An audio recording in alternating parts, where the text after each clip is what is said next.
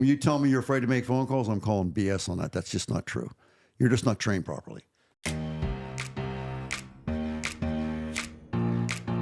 How you can be the greatest salesperson on the planet.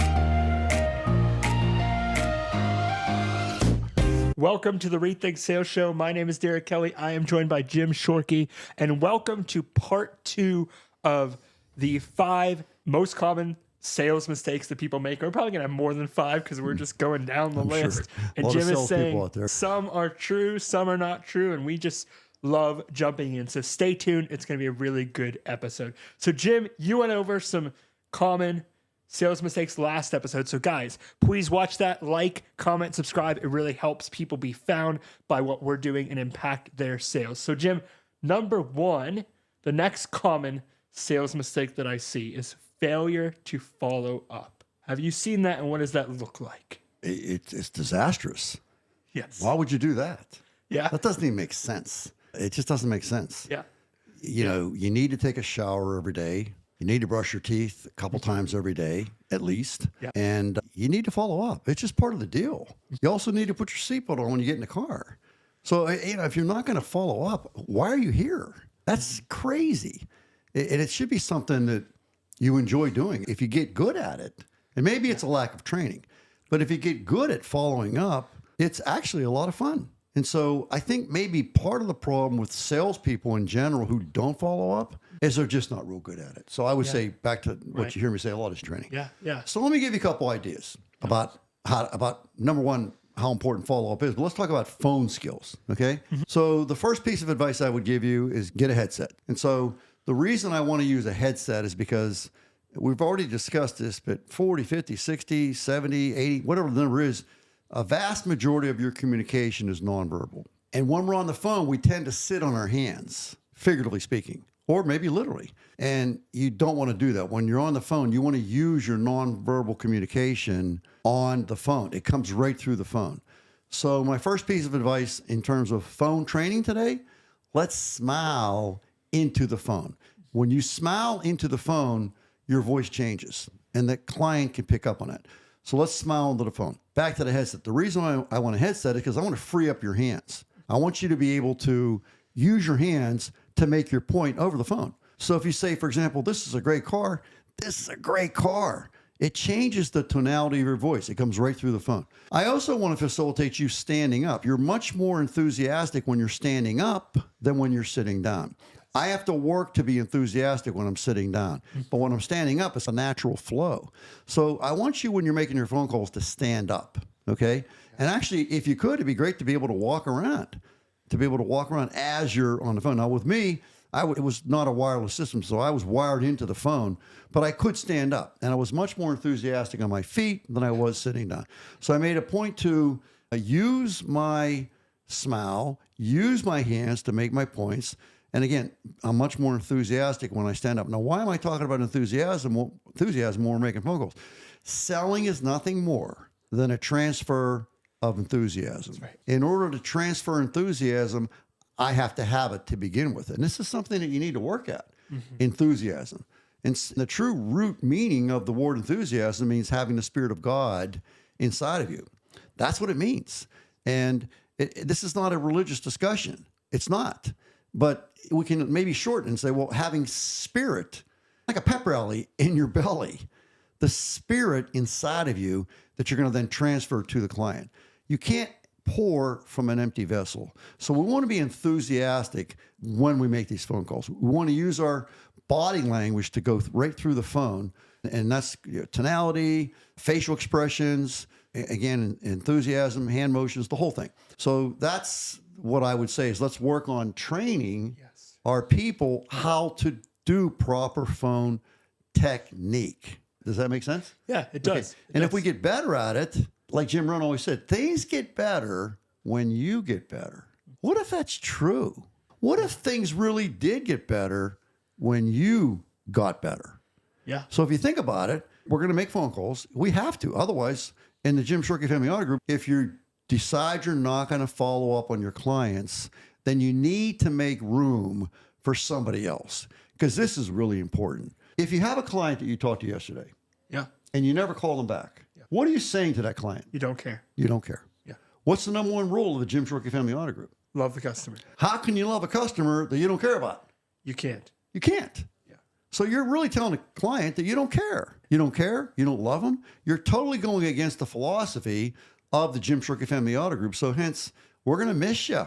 Yeah. We love you. We love you. You're great. You're an awesome person. But you're not making your follow-up calls. We're going to miss you. Yeah.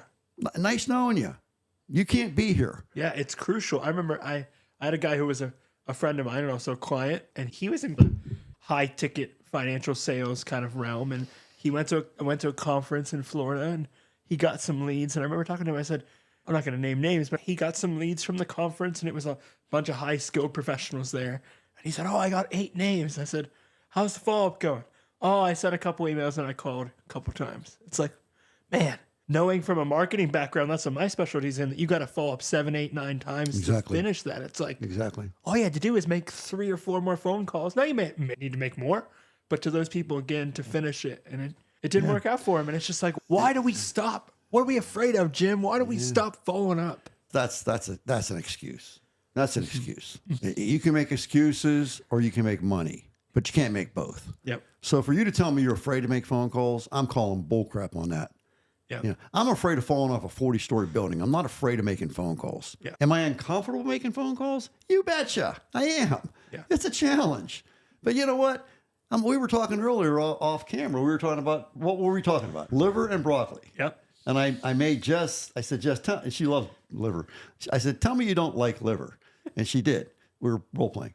And I said, what does that got to do with it? It's really good for you. Yeah. And that's my famous thing over the years is broccoli. I don't like broccoli. What's that got to do with it? Yeah. Yeah. I don't like doing push-ups either. Yeah. I don't. That's not, I can't wait to do my push-ups. But you know what? It's important for the things that I want to do in life. It's important for me to do my push-ups. And guess what? I can't pay somebody else to do my push-ups. I got to do my push-ups. So back to the follow-up, it's mandatory. It's not optional. It's mandatory. I can tell you one area where I would say, okay, you're good. Okay, we're talking to the car salesman out there. Okay, you sold 30 cars in the month of August, Mr. or Mrs. Salesman, or Miss Salesman. I don't want to be disrespectful with the pronouns, but you sold 30 cars, salesperson, and you missed some follow-up calls. Give me a hug. That's okay. Yeah. You sold 10 cars and you missed some follow-up calls. Time for you to go. Yep. So there are times when you really can't make the phone calls. I mean, if you're with a client, obviously you can't make follow-up calls then, and you do the best you can.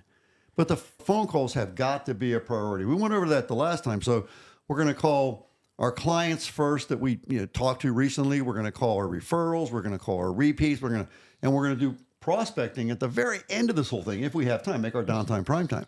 But follow-up is mandatory, and there's money in follow-up. And I think if we could get better at making the calls by proper phone call technique and etiquette, then I think, and here's what I'm going to say about that. So let's say we're making phone calls, right? Yep. I'm going to go right to math. Yep. I'm going to go right to probability. We're making 10 phone calls. Yep.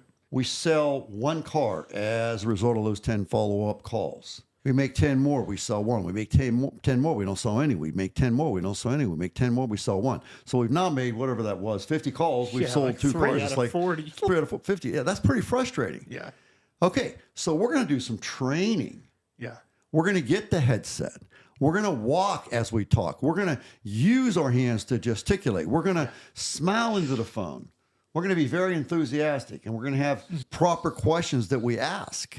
We're going to learn how to use the phone. And now we make 10 phone calls, and we sell 3 cars. Now, how do you feel about making phone calls? A lot better. The phone call means money, right? Yeah. It doesn't mean waste of time. It doesn't mean stress. It means money. So now we make 10, we make 3, we make 10, we make 3, we make 10, we make 3 sales. And so we made 30 phone calls. We made 9 sales. I'm pretty excited about making phone calls. I can't wait to get to work tomorrow and make some phone calls because I know there's money in those phone calls. Yeah. Now let's stop for a second. What did I tell you at the beginning of this idea? Things get better when I get better. Things get better when you get better. So why don't we go to work on some more training? Yeah. Why don't we buy a book about how to make effective phone calls? I guarantee you, just go to Google and books on how to make effective phone calls. I guarantee you there's a book. I guarantee it. And I'm going to get that book. And if you think I'm kidding you, I am reading so many books right now about the brain. Derek, am I lying? Not lying. There's one right there. Powerful phone scripts. 500 words to use. Folks, look, okay? This is how I make my list. So I'm going to get my phone book with my pen, and I'm going to start underlining. It's like, holy crap. And so here's my list from the book. There's the list. I'm not making this up. And it says, An Alchemy of the Mind by Diane Ackerman. That's another book. I'm going to get that book. Number 2, Novel Experiences and Learning. So novel meaning something new.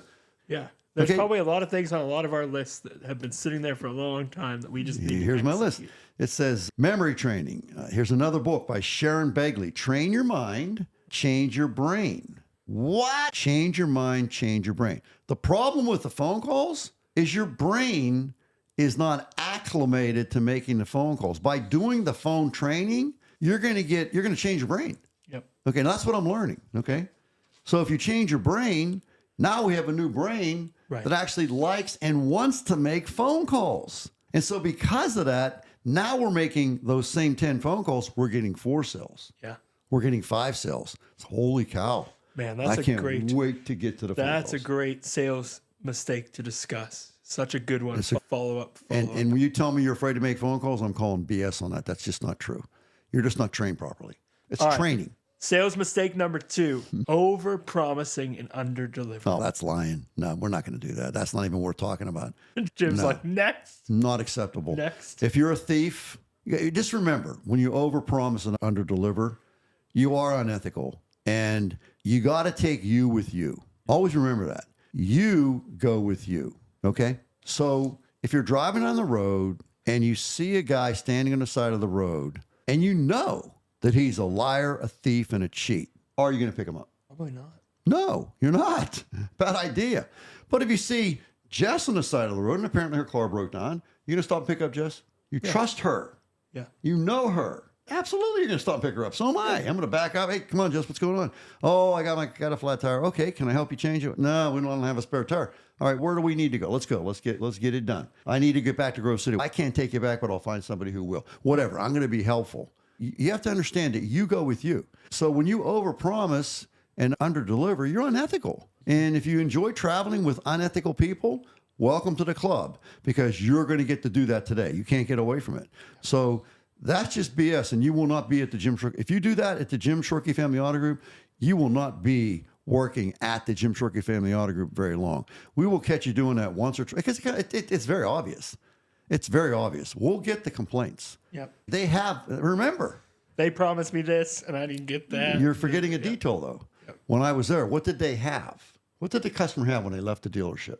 Your phone number. They had my name, they had my phone number, they had a picture of myself and my wife, and they called me. Yes. And they told me what happened. Yeah. And I got you in my office and said, Derek, is this true? Yes. Derek, this needs to stop. Yeah. This is not acceptable at the Jim Shorkey Family Auto Group. I will stop. Okay, you will stop. Is that a promise? Yes. Are you serious this time? Yes. Because, Derek, I just want to let you know the rules here at the Jim Shorkey Family Auto Group. If you do this again, you're gone. You no longer have a job here at the Jim Shorkey Family Auto Group. And when you use my name as a reference, I will tell the people, I'm not going to tell them what happened, but I will tell them that I'm not going to give a recommendation. I'm not going to do it. Yeah. Okay? Because I'm not going to lie. Yep. Because remember, why am I not going to lie? Because it's not on you. You didn't make that mistake. Wait a second. Come on. What did I just say to the audience? Because that person was lying. I go with me. If I lie today, I get to travel with a liar. I'm not going to violate that philosophy, the Jim Shorkey philosophy. I will not do it. We messed up. It's not good. What can I do to get you happy? But I'm not going to dodge it. I'm not going to. Remember, another piece of advice a guy told me a long time ago, really great advice. You don't have to remember the truth, but you do have to remember your lies. And you'll get caught every single time. When you lie, you have to remember what you said, and then you'll forget, because that's what happens. And I went and looked at the Ford afterwards. No, you told me you went and looked at the Kia. No, I didn't. I said the Ford. No, you said the Kia. Now you have no credibility. You've lost trust. So we're not going to let that happen. Yeah. Does it happen at the Jim Shorkey Family Auto Group? Yes, it does. But it's not acceptable. We're not perfect. We're human beings. We do make mistakes. Do our salespeople overpromise and underdeliver? Unfortunately, yes, they do. If it becomes prevalent, then they're going to need to be eliminated. Yeah. Answer your question? Yeah. And the number 3 mistake that I often see, and I have a couple more, but number 3 would be failing to build relationships. That's impossible. These are not. I'm so far beyond that. The idea that I'm going to build that relationship from the greeting. I'm going to let them know that I want to write their name down because I don't want to forget it because I care about them. I'm going to ask them really important questions to find out where their emotions truly lie. I'm going to not do a planned pitch, speech, whatever, on the car. I'm going to do a presentation on the car around their wants and needs. I'm going to ask them to buy the car. I really am, very seriously. And when they say no, I'm going to say, wait a second, Derek, you told me you wanted these things here. Have we satisfied all these things? Is there anything here that we haven't satisfied? No, you got them all, Jim. Is there anything that maybe you thought of in the meantime that maybe you want to add to the list? Okay, what is that? Let's get that documented and let's try to see if we can resolve it. But once I resolve all the issues, I feel entitled to ask you to buy the car. And that's not high pressure. It's not. It's genuine sell. We're here. Hey, my business card says sales consultant, okay? I plan on being that today. I am selling. I'm here to sell. Make sense? Yeah. Okay. I think the last mistake that I often see, and I can go more, but this is the most common, is giving up too easily. And you talk about this before in some different places. But even in my younger years, I would often be like, oh, I don't know if that person was fully interested. I would fail to follow up because I gave up too easily, right? Oh, they seemed uninterested when I said this thing, or they didn't really respond to this call, or they didn't see this email. And if you're going to give up too quickly, you're in the wrong business. Okay, so I call it 7 no's. I got to hear 7 no's. And I used to train on this. And what would happen, I actually drew it on a whiteboard, okay? And so the first attempt at me closing the deal would be a large no with an exclamation point. The second attempt at the close would be a smaller no with an exclamation point. But you notice it's a little weaker. This is how it works. Okay, this is in fact how it works. The third attempt would be another no, smaller, with an exclamation point. The fourth attempt would be another no with no exclamation point. I'm making progress. The client doesn't want to tell me no, but they feel like they have to. It's almost like ingrained. If I say yes too quick, they're going to get me. They're going to get me or whatever. The fifth one is a maybe. So close 1, big no. Close 2, not as big of a no. Close 3, smaller no, exclamation point. Fourth, smaller no, no exclamation point. Fifth, maybe. And now I know I'm making progress. And so I ask a couple more times until I get a yes. And it's not. Why they feeling so entitled to say no? It's when you want to save time. It's just a natural. It's a natural human response. Do you need some help? Nah, I got this. Yeah, you always see at the store. Oh, can I help you with anything? Oh no, and then they come back around. It's like, actually, yeah. Exactly. That's why when we trained, we never ever wanted our salespeople to say, "Can I help you?" You know how you can help the client? Do you know? Figuring out what they need. Nope. You can pay their bills. You can give them some cash today. That's how you can help them. Buy them lunch, buy them dinner, take care of the car payment. That's how you can help them. And that's what when you say, can I help you? Really, that's what, can I help you? No, don't ask that question. Yeah. The approach should be, good morning.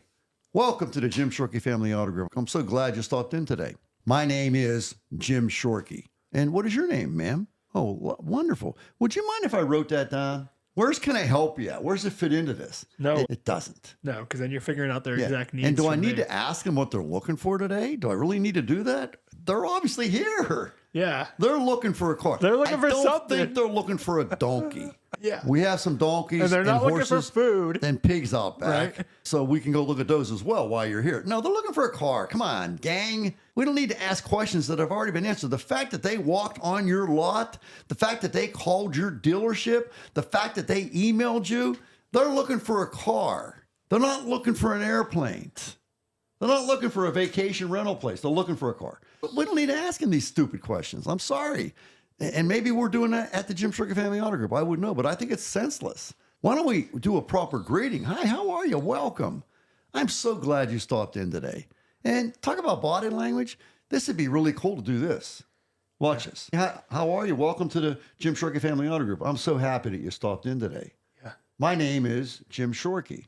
And what is your name, sir? Derek Kelly. Derek, wow. Would you mind if I write that down? I'm back on names, I got to tell you. Yeah, no problem. So is that D-E-R? E-K. E-K, okay. Yep. And Kelly, K-E? L-L-Y. Yep. All right. I'm going to write that down. And here's my business card, Oh, nice. Thank just you. in case you forget my name, which would be understandable.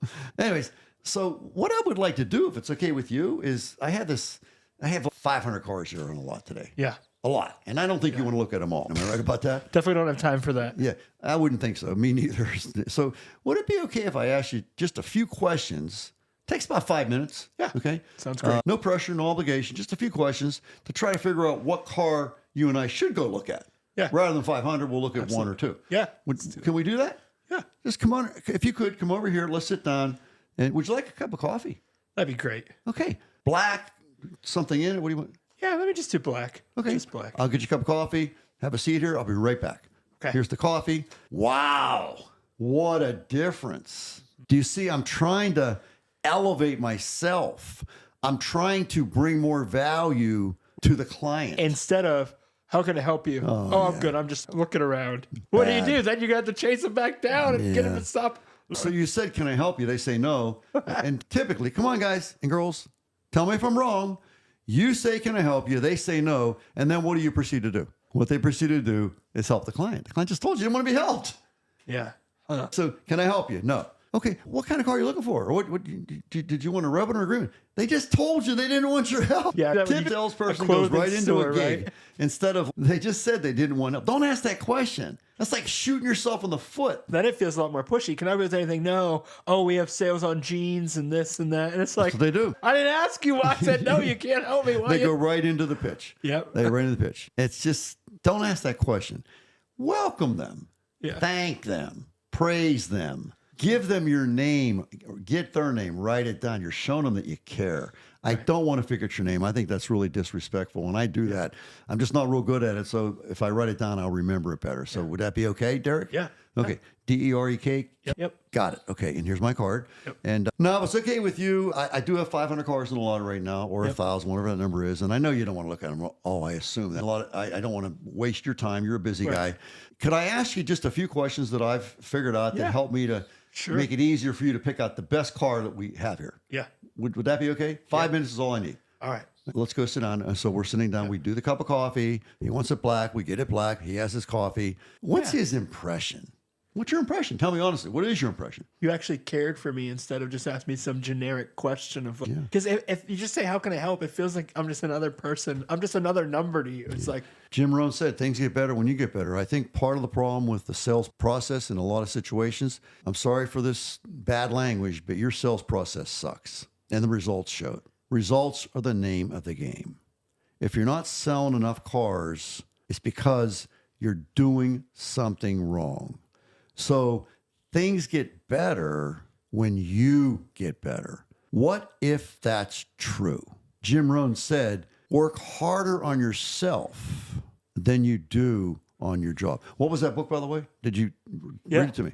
it was Tell me what it says. Powerful Phone Scripts, 500 word-for-word questions, phrases, and conversations to open up more sales conversations. Do you think we could get some nuggets out of that book? 500? I don't think you need to What do was all... what was the rating of the book? Let's see. It says 4.6 stars. That's a good rating. I want that 386 book. Reviews. Are you kidding me? Get that book. What's the name of the book so they can get it? Yeah. It's, Put a link. Can you put a link in the notes? yeah. This is how Jim Shorkey does what Jim Shorkey does. Here's the book. 2 weeks to a younger brain. I'm not making this up, gang. I had a stroke. I had 3 brain bleeds. I should have, could have, would have died. Derek, am I telling the truth? Yes. I was in a really bad place. I'm working on my brain. I'm learning a lot about my brain, things that I never knew, and I'm developing my list. And it's interesting. 1 hour of exercise every single day is number 11. I just got a massive chill. What did I just do? You're crushing that, Jim. What did I just do? Just You rocked on our break. for- You guys ate lunch. What did I do? We ate lunch, and Jim is a 67-year-old man, put 20 to 30 pounds of weight on his back and Give me a rocked around break. for- Give me credit. I want my trophy, okay? It was 30 pounds Yeah. in my rucksack. It was 30 pounds in my rucksack. Plus, I was carrying 20-pound dumbbells. Wow. And I made it, and it was brutal. 67-year-old guy, stroke recovery victim. I made it 6 minutes and 30 seconds with those 20-pound dumbbells, and I was done. I was cooked. I took the dumbbells back in the garage. I could barely pick them up enough to put them on the shelf in the garage. I'm still on the clock. I got my sack on. So 30 pounds in the sack, 20 pounds on my hands. So I kept going. And I was throwing some hills in with the 30 pounds on my back. Now, I am a stroke recovery victim. I hate that word victim, but I am. And everything I've read is exercise. And that's number 11, 1 hour of exercise. One of the things that I am being told to do is to do a resistance training for 30 minutes, 3 times a week. Okay. And I wanted to get that 30 minutes in. It's actually a little north of 30. So I got that's 1 for the week so far. Okay. And I'm doing it. Here's the list, ladies and gentlemen. This is what I do. This is in Rethink You. Talk about Rethink You, Derek, will you please? This is in Rethink You. Yeah. It's called your to-do list And you're not. and your to-not-do list. And I'm in the process of formulating it right now.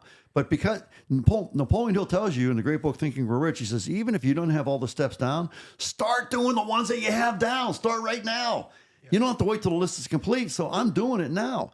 Such practical advice for these common sales mistakes that we make, whether it's in phone calls, whether it's in follow-up, whether it's in conversation, whether it's in giving up, just things that I think so many people watch this and say, man, your sales process is so refreshing. And it's becoming a movement of people. We're not going to name names, but a couple of people you're working with one-on-one that are like, man, we're crushing our sales and we're connecting. Rob Hoffman, who we've had here, he's now taking this process to his sales team. I'm teaching one of his people right now. Yeah. Yeah. Part And of it's that, that Terrell. whole process of hundreds of people have gone through Rethink You. So, Jim, you asked me to talk about Rethink You. It is really the process that you used to build the Jim Shorkey Family Auto Group. You can Google that yourself. Feel free to fact check us here. Check it out. See the results.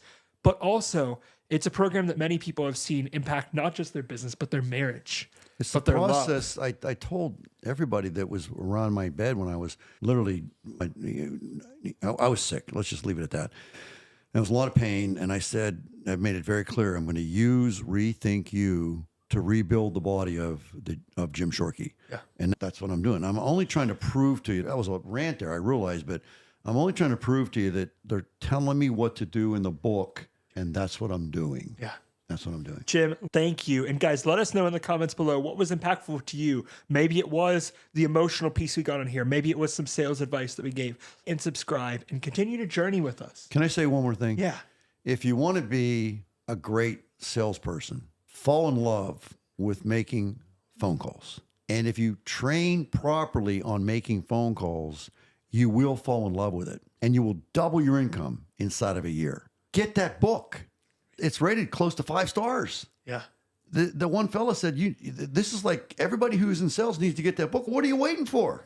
Have you ordered it yet? Yeah. How much was the book? It's probably what, $1,000 for that book? It's a little more expensive than other ones. How much but is it it? was $15, I'll bet. 25. Okay, that's okay. It's But not I mean, what, you get it used for 16. So it's not what it costs you to buy the book. It's what it costs you if you don't buy the book. Right. I'm telling you right now, if you don't buy that book, I don't care what you're selling, it's going to cost you at least $50,000. And the reason is because the hand that picks up the book and reads the book and does what the book tells you to do is not the same hand that puts the book down. The hand changes. And that changed hand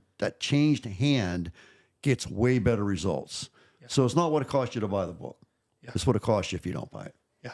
So what are you waiting for? Yeah. What do you grab that book, guys, and grab Rethink. I don't make a dime. I don't even know anything about the book. Just you saw it. She Googled it here. Jim Shorkey doesn't make a dime. Yeah. I'm getting that book. Thank you, Jim, for your great sales advice.